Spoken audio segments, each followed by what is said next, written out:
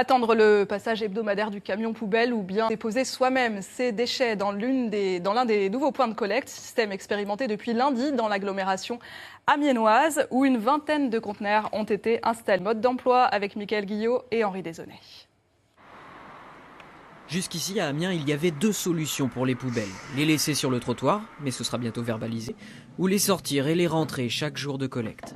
En voici une troisième, des containers, pour jeter ses sacs en allant au travail, à la boulangerie, bref, comme on veut.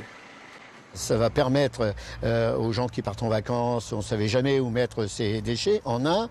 Là, on permettra aux apport volontaires de venir déposer avant de partir. Les étudiants dans des résidences amiénoises séparées, ça permet également d'éviter les problèmes des containers qu'on ne peut pas rentrer. Et en plus, ces containers s'ouvrent sans mettre les mains. Il pourrait bientôt y en avoir 200 dans la métropole, en cas de succès. Question confort, les éboueurs semblent y gagner. Les fameux containers sont hissés automatiquement par le côté sur des camions ultra équipés. On a les deux caméras en fait extérieures avant notre émis qui se positionnent sur la poubelle. Après je prends mon joystick et je pousse en avant.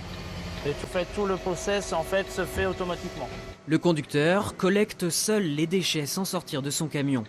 Amiens est la deuxième ville française après Marseille à opter pour ce système. Premier gros avantage, la sécurité, donc pas d'opérateur derrière la benne, donc pas de risque. Ensuite, ça a le gros avantage d'être une collecte qui est très rapide. Donc quand on arrive sur un point de collecte, on met 45 secondes à collecter, contre 2 à 3 minutes quand on fait un point en conteneur enterré ou aérien à l'aide d'un camion grue. Donc ça va beaucoup plus vite, donc on gêne moins la circulation. Du tri du verre et du papier est aussi proposé. Le recyclage permettra à la collectivité de faire des économies, grâce à quoi la métropole s'engage à ne pas augmenter la taxe d'enlèvement des ordures ménagères.